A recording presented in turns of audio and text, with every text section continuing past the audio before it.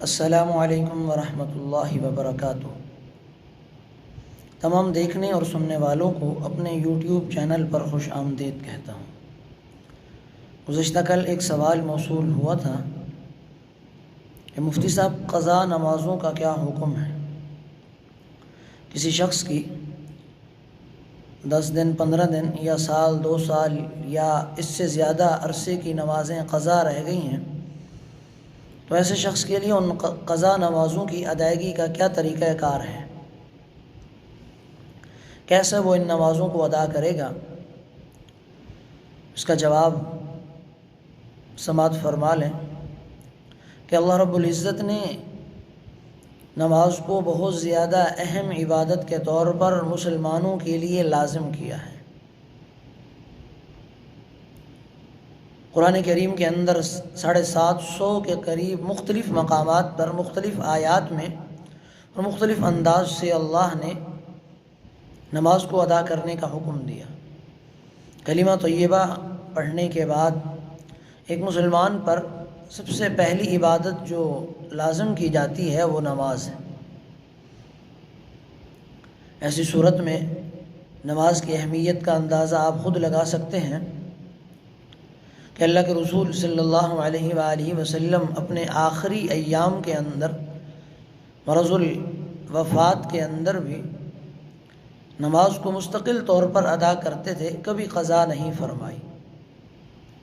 اسی لیے اگر کسی شخص کی کچھ نماز قضا ہو گئی، چاہے وہ کم ہوں یا زیادہ ہوں، تو ایسے شخص کو ان قضا نمازوں کو ادا کرنا ضروری اور لازم ہوگا۔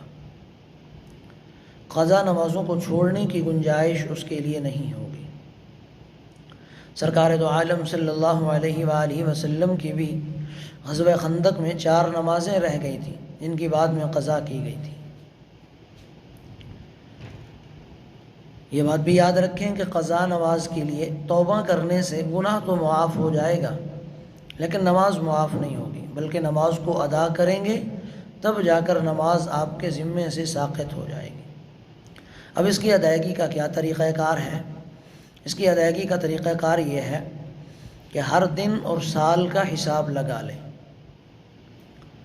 اور نمازوں کا اندازہ کر لیں کہ ٹوٹل کتنی نمازیں رہ گئی ہیں، تو ہر دن اور ہر سال کی نماز کا حساب لگا کر نمازوں کو ادا کرنا شروع کر دیں۔ جن نمازوں کے درمیان میں نوافل ہیں تو نوافل کو کم سے کم ادا کریں اور نوافل کی جگہ پر فرض نمازوں کو جو قضا ہو چکی ہیں انہیں ادا کریں۔ اس طرح آپ کی نمازیں جلد از جلد ادا ہو جائیں گی۔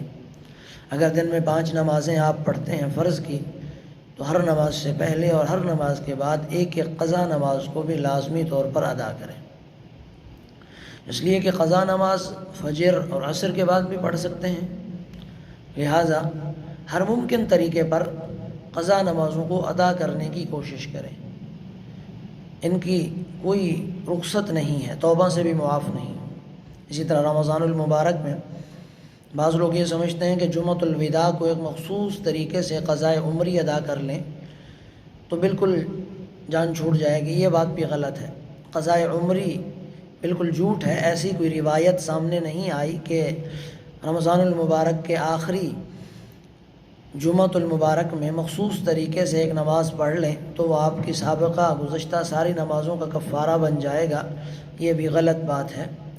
لہٰذا جتنی بھی نمازیں آپ کی قضا ہو چکی ہیں تو ان نمازوں کو ادا کرنے کے لیے ترتیب بنا لیں، اور نماز ادا کریں گے تو آپ کے ذمے سے ساقط ہو جائے گی۔